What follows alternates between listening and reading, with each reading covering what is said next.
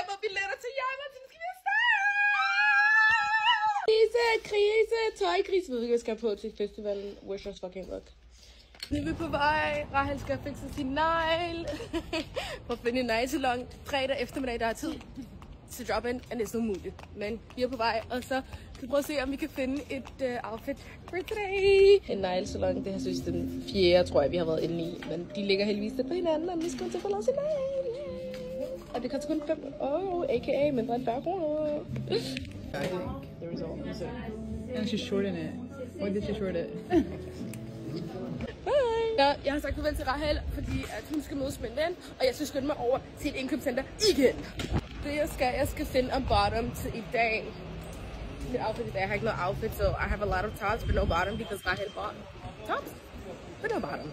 Fuck yeah. Anden kom med, let's get it.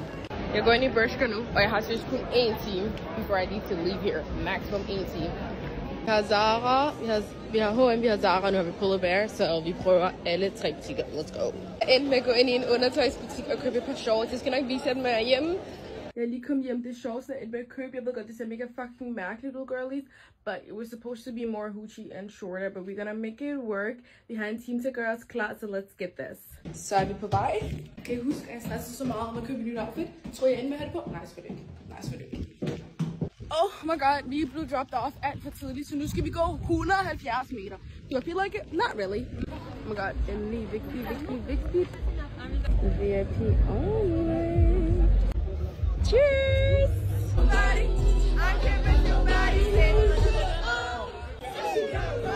Imaginary pose. You should set us up and put it on the floor. Ain't no trouble. I'll break them out.